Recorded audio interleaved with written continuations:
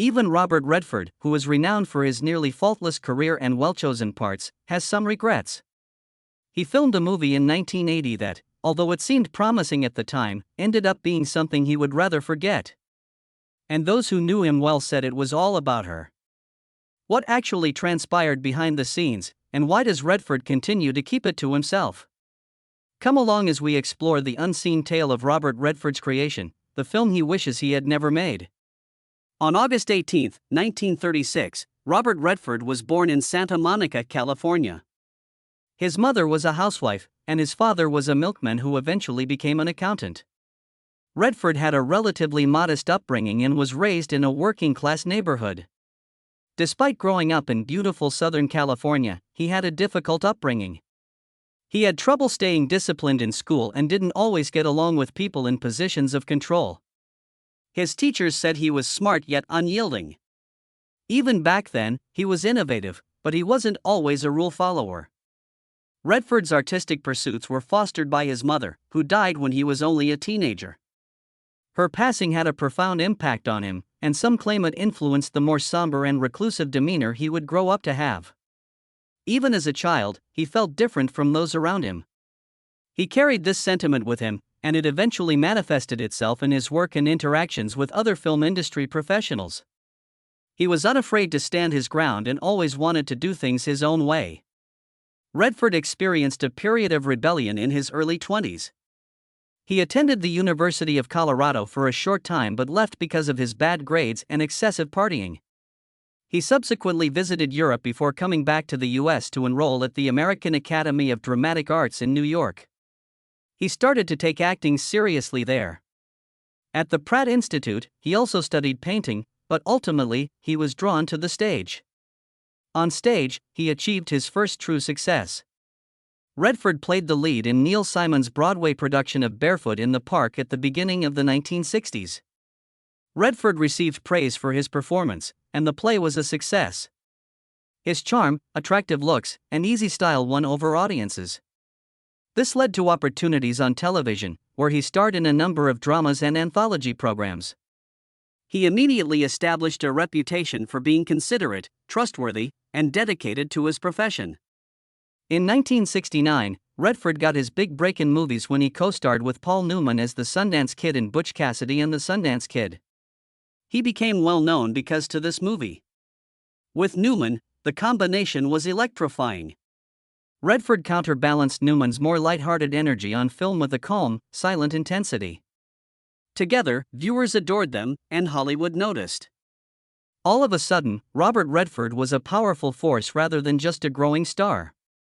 Redford established himself in Hollywood throughout the ensuing years with a series of hit movies. He played journalist Bob Woodward in All the President's Men, The Sting Again with Paul Newman, and The Way We Were with Barbra Streisand. His breadth and seriousness as an actor were demonstrated by these roles. They also contributed to the public's perception of Robert Redford as the Hollywood golden boy, handsome, gifted, and naturally charming. However, the man beneath the facade was intensely control-oriented. Redford's interests extended beyond acting. He desired to be involved in every aspect of the creative process. He was meticulous about characters, screenplays, and even editing decisions. He frequently provided directors with criticism and occasionally went over and beyond. Redford occasionally suggested significant modifications that changed the overall tone of a movie or re-edited sequences himself. Some viewed this as dedication, while others thought it was overbearing or domineering. Redford's influence increased along with his notoriety. He gained notoriety for being extremely picky about his roles and co-workers. He rejected a lot of high-profile movies because he didn't trust the filmmakers or the plot. He desired to work on projects that were more than merely box office hits, they needed meaning and purpose. In Hollywood, where many actors were more concerned with fame and money, this set him apart. Redford's perfectionism, though, occasionally caused arguments. Producers who attempted to rush him or alter his vision caused him to fight. Particularly from those who did not share his enthusiasm for storytelling, he disliked being told what to do. He had strong opinions and didn't hesitate to voice them, which made him challenging for some directors. It was occasionally annoying for co-stars who wanted a more relaxed, cooperative environment to work with him. Redford's preferences for discipline and organization on set didn't always align with those of other actors. Redford continued to be one of the most well-liked people in the field in spite of these difficulties. Even when people tried to pull him in different directions, he was able to keep control of his career thanks to his quiet confidence and keen intuition. He began directing as well, which allowed him even more artistic flexibility. Ordinary People, his debut feature film, was the Academy Award winner for Best Director. This demonstrated that his strong determination and meticulous attention to detail were more than just personality attributes. They contributed to his accomplishments. One of the things that made Redford so intriguing was his ability to strike a balance between his private authority and public appeal. He typically had the last word, but he was never the loudest person in the room. Even though they didn't always agree with him, his co-workers frequently expressed their appreciation for him. He had no interest in gossip or Hollywood politics. Making quality films on his own terms was his goal. Redford's success was not just due to his talent. It was about self-control, foresight, and the silent strength of knowing what you want and pursuing it. He meticulously constructed his career, avoiding scandals and maintaining his seclusion while being totally committed to the work that was important to him. Some of the biggest stars in Hollywood, however, found it difficult to collaborate with him because not everyone liked his style. Love and conflict. Robert Redford has long been regarded as a quiet and contemplative individual. Although he was viewed by many as a Hollywood star who was successful, attractive, and talented, his personal life revealed a more nuanced picture. Redford has 2 marriages, and each one reveals a distinct aspect of him. His first marriage, which lasted for nearly 30 years, was characterized by increasing emotional tension and distance. Much later in life, his second marriage appeared more stable and tranquil. We can better understand Redford as an actor and as a person who frequently battled to strike a balance between love, fame, and his need for independence by examining these 2 marriages. In 1958, Redford wed Lola Van Wagenen, his first wife. He was a young, inexperienced actor at the time, still figuring out who he was. Lola was a Utah-born Mormon who valued stability and family. She stood by his side as he put a lot of effort into developing his career, encouraged him to pursue his goals, and believed in him. Their early years of marriage were characterized by optimism and the kind of encouragement that many aspiring artists require. Together, they had 4 children, but one of them passed away when still a baby, a tragedy that profoundly touched them both. Redford was not yet the well-known actor that everyone knew at this time. He was gradually becoming more well-known in the entertainment industry by taking on tiny roles on stage. Redford was able to concentrate on his business because Lola took care of the majority of the household duties, including raising the kids. It appeared to be a fruitful collaboration. He was building something huge, and she was his foundation. However, as Redford's notoriety increased in the late 1960s and early 1970s, things started to shift. Everything in his life changed in 1969 when he became a major star because to Butch Cassidy and the Sundance Kid. Film sets, media attention, social gatherings, and fresh prospects all drew him in at once. Redford became one of the most well-known faces in the world, but Lola remained out of the spotlight. They were separated by the strain of celebrity. Redford's concentration on his work increased. He had a reputation for giving every endeavor his whole attention.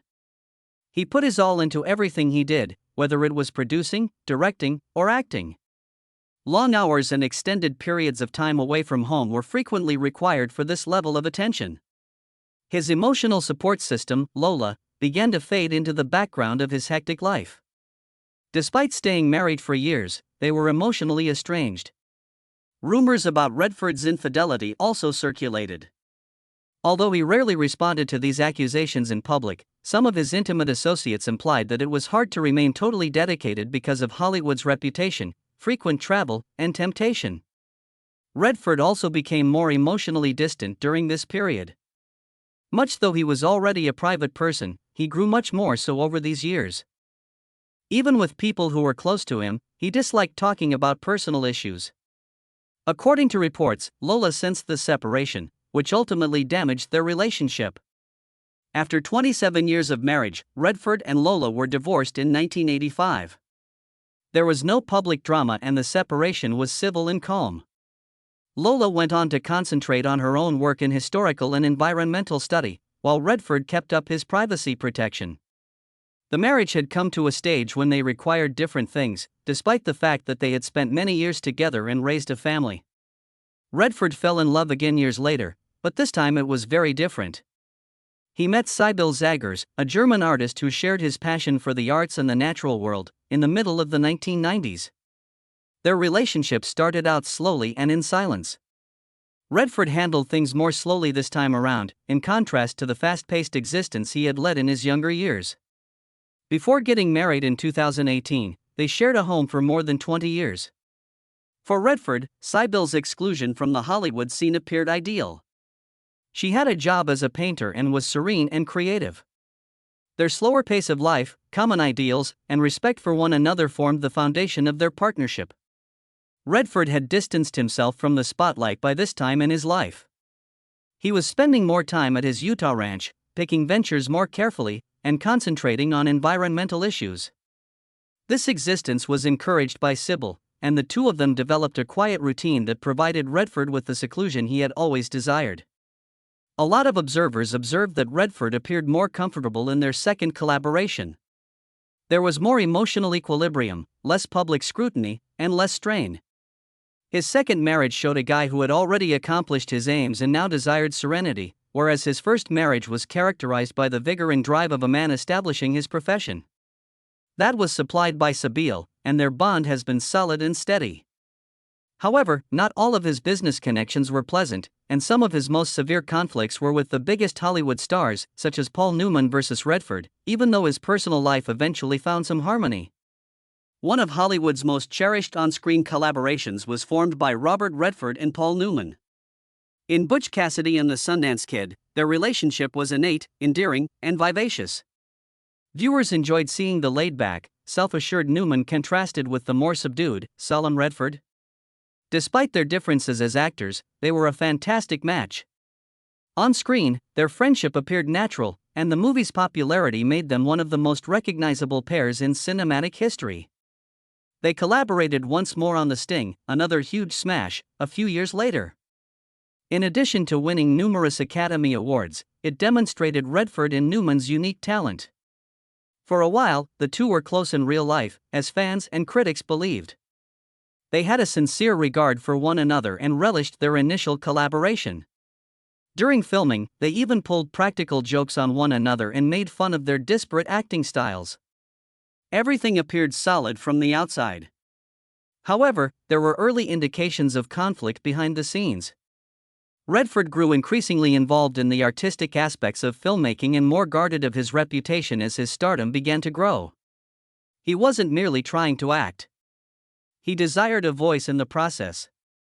By the 1960s, however, Newman had already established himself as a great star and was accustomed to top billing in leading parts. There was a silent dispute about whose name should be shown in the credits when Butch Cassidy and the Sundance Kid were released. Although Redford's performance elevated the film and many thought he should have received equal credit, Newman received the highest billing. A competitive dynamic between the two was established at that point. Redford's passion in directing and creative control only intensified as he entered the 1970s. Acting roles were not all he desired. He wanted to influence the entire narrative, not simply contribute to it. But Newman had always been the focal point of his endeavors. He was seasoned, self-assured, and accustomed to taking charge. They began to drift apart quietly as a result of their divergent perspectives on their respective jobs in Hollywood. Redford and Newman collaborated less and less, despite the fact that there was no open conflict. Fans anticipated they would rejoin for another movie, but they didn't. Their connection became more formal behind closed doors. Although they continued to express mutual affection and praise for one another in interviews, they no longer spent as much time together as they had in their younger years. Redford once acknowledged that as their paths diverged due to job and life, they drifted apart. After Newman passed away in February 2008, Redford later paid tribute to him, describing him as a wonderful friend and a talented actor. The closeness they had shared gradually changed into a more respectable, aloof relationship, yet it was evident that the respect never diminished. Although their collaboration produced two iconic movies, their friendship didn't endure as long. We'll then examine Redford's more acerbic conflict with Jack Nicholson, a completely different type of co-star. A disagreement with Jack Nicholson. Jack Nicholson and Robert Redford were two of Hollywood's most well-known figures of the 1970s. Despite being both powerful men, they couldn't have been more dissimilar. Redford was renowned for being composed, well-mannered, and in charge. Nicholson was noisy, untamed, and erratic. There was obviously tension between them, even if they were never open adversaries. Behind the scenes, their personalities, acting philosophies, and approaches to filmmaking clashed. A silent rivalry that persisted for years was the outcome. When both performers were vying for the lead part in The Great Gatsby in the early 1970s, it was a significant incident that demonstrated their rivalry. The role of Jay Gatsby was a highly sought-after part in the movie, which was based on the well-known novel by F. Scott Fitzgerald. Although Redford ultimately won the part, Nicholson was also given careful consideration. Some reports claim that Redford, who Nicholson felt was too stiff or emotionless for the role, won the gig, frustrating Nicholson. Their developing separation was exacerbated by this. However, Redford had a negative opinion of Nicholson's conduct both on and off the set. Redford favored a concentrated, professional setting. He enjoyed planning, practicing, and following through. He expected others to be as serious as he was, and he didn't like surprises on set. Nicholson's strategy was very different. He flourished amid disorder. He enjoyed improvising, switching lines, and abruptly altering the tone of a scene. This made him fascinating and new to certain filmmakers. Redford, however, thought it was chaotic and unmanageable. The fact that Nicholson frequently made hurtful remarks behind the scenes didn't help. People close to Nicholson claimed that he once labeled Redford wooden in private chats, despite the fact that the two actors never collaborated directly on a big-budget movie. He frequently poked fun of Redford's somber, reserved demeanor and felt that his manner lacked emotional depth. These remarks spread. Redford was also known to separate himself from actors who made fun of him, even in private, even though he didn't reply in public. In actuality, Redford and Nicholson portrayed two rather different kinds of actors in the same time period. Redford performed best in films with a lot of structure and subtlety. Nicholson enjoyed freedom, emotion, and turmoil. His most prominent parts, such as those in The Shining and Flew Over the Cuckoo's Nest, were dramatic and occasionally untamed. It was difficult for Redford to be around that kind of energy. Depending on the tone they desired, directors and producers frequently choose one or the other for projects. The quiet force with depth and charm was Redford. Nicholson was the unpredictable, audacious spark. They were unlikely to ever get along because of these disparities, and ultimately they never did. Throughout their careers, the two stayed apart, frequently circling the same roles and projects but never ending up on the same set. Redford might have shied away from outright confrontation, but he wasn't scared to turn down people he couldn't collaborate with, including Nicholson. We'll then examine Redford's quiet confrontation with Gene Hackman, another powerful actor. Gene Hackman and Robert Redford. Among the most renowned actors of their time were Gene Hackman and Robert Redford. They were both talented, diligent, and very committed to their profession. However, their personalities and morals couldn't have been more dissimilar. They never collaborated on a significant project, although living in the same time period and frequently receiving comparable recognition. It wasn't a coincidence. It boiled down to a simple personality conflict and a shared disinterest in interacting with one another. Known for his cool and collected demeanor, Redford frequently maintained a professional distance when working on set. He lacked emotional depth in both his performing and personal relationships. In contrast, Hackman gave each role he played a certain raw intensity. His intense, occasionally violent energy made his performances impactful, but it could also make him challenging to deal with. Hackman's intensity was apparently a bit too much for Redford. He believed that both on and off camera, Hackman could be harsh and erratic. Redford also didn't impress Hackman. He frequently chastised Hollywood's elite for their phony charm.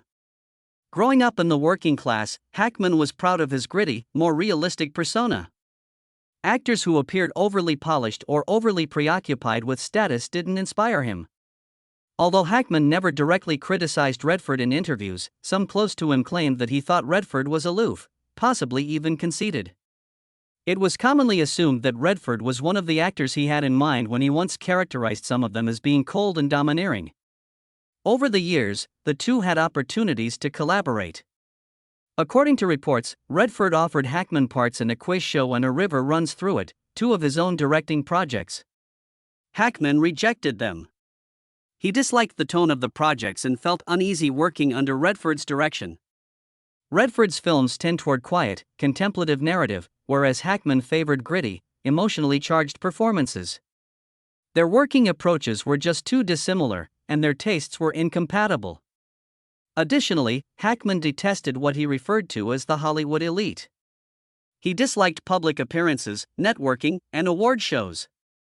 Redford was a prominent presence in Hollywood circles while being more private than other celebrities.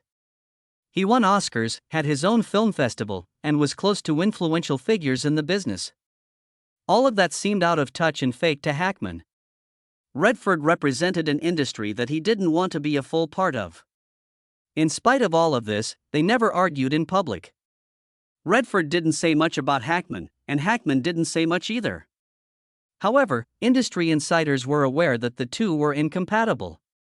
From a distance, they appreciated each other's work, but they were not interested in collaborating. It wasn't about a single incident or argument. It was just a matter of two people with strong opinions not getting along. He regrets the movie from 1980. One of the most famous romantic couples in movie history was Robert Redford and Barbra Streisand. However, their working relationship was anything but cordial behind the scenes of The Way We Were. A political activist and a relaxed writer, two complete opposites, fell in and out of love in the film. Their chemistry was evident on screen. But off-screen, the situation was difficult, stressful, and frigid. Their professional conflict was profound and protracted, although it wasn't very dramatic. It affected them both and clarified why, in spite of calls from the public for a reunion, they never collaborated again. Redford was not initially considered for the Hubble Gardner role. He was always wanted by Barbra Streisand, who was already very much involved in the film's creation. Redford didn't show interest right away, but she thought he was the only actor who could portray her on screen and give the love tale a genuine sense. He was actually apprehensive. He was concerned that Streisand, who was well known for her talent as well as her strong personality and command over her projects, would take center stage in the movie. Redford did not want to be viewed as a supporting role in a movie that seemed like a vanity endeavor. He eventually consented to accept the position, but only under specific circumstances. Some accounts claim that one of those requirements was that certain elements of the script be changed. Redford believed that Hubble's character was not completely formed. He desired a stronger emotional arc, more screen time, and more complexity.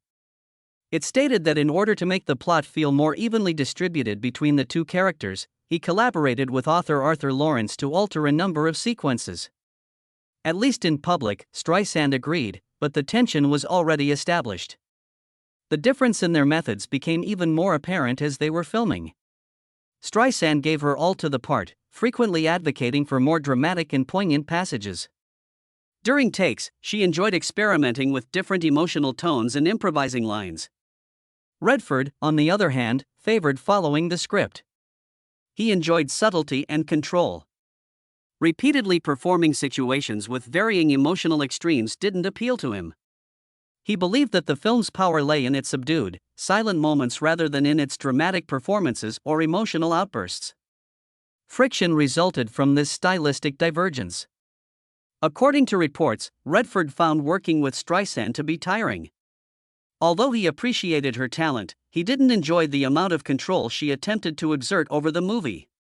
She might be pushy and self-centered, he believed. Redford, in turn, seemed too icy and aloof to Streisand. She claimed that he frequently avoided her and failed to interact with her at poignant situations as she had wanted. They had little off-screen interaction and less communication. Their relationship was regarded as friendly at best and fragile at worst by those who worked on the movie. There was no friendliness between them, yet they were not overtly antagonistic. Despite their professionalism, accuracy, and powerful performances, there was no camaraderie behind the camera. It appeared like their only genuine connection occurred while the cameras were filming. They parted ways as soon as the scene was finished. The Way We Were was a big success in spite of everything. Many viewers thought that the intense emotional tension they witnessed on screen was the result of intense human chemistry, and they praised the movie. In actuality, it was the outcome of two resolute professionals who could hardly cooperate but persevered in making a movie that touched people all over the world despite their refusal to get back together. Many people anticipated that Barbra Streisand and Robert Redford would work together again after the 1973 hit movie The Way We Were. Because of their enduring on-screen connection, viewers were excited to see them together once more. It was more than just public demand for Streisand. She genuinely thought that the magic they had worked might occur once more. She advocated for a fresh romantic project with Redford or a follow-up to The Way We Were during the 1980s and 1990s. Between their characters or in a new environment, she thought there was more emotional ground to explore and more tale to tell. Streisand made a concerted effort to win Redford over. She proposed ideas, collaborated with authors, and even attempted to modify a couple scripts to play to each of their strengths. However, Redford turned her down each time. He made it obvious that he wasn't interested, yet he never rejected someone harshly. Redford consistently stated in interviews throughout the years that one movie was plenty. He said it wasn't personal. He just thought the first movie said all it needed to convey. But it was personal to Streisand. She had put so much of herself into the development behind the scenes as well as the performance. She connected emotionally with Redford's character and the plot. She later said that she was saddened by his rejection to collaborate with her once more. In a 2016 interview, Streisand expressed her disappointment and hurt at his refusal to get back together. She acknowledged that she never really comprehended what went wrong. It had been a wonderful partnership, in her opinion. Redford, however, had a quite different perspective on the event. It was exhausting for him to work with Streisand. Her emotional intensity overwhelmed him, even though he appreciated her talent and determination. In interviews, he stated that he didn't want to experience that again. Redford was a reserved individual who appreciated quiet concentration and composed control on set. Streisand has a powerful presence, emotion, and spontaneity. That made their movie fantastic, but it also made their collaboration very challenging. Redford and Streisand consistently discussed each other's work with respect, even in the face of all the conflict. They never publicly disparaged one another. Redford's acting skills were frequently commended by Streisand, who described him as perfect for the role of Hubble and incredibly natural. In response, Redford praised Streisand as brilliant and claimed that she evoked strong feelings on screen. They respected each other on a professional level, but their admiration was accompanied by distinct emotional boundaries. Please remember to like, subscribe, and click the notification bell if you liked this glimpse into the true drama behind the screen. This will ensure that you never miss any more unseen tales from the heyday of Hollywood.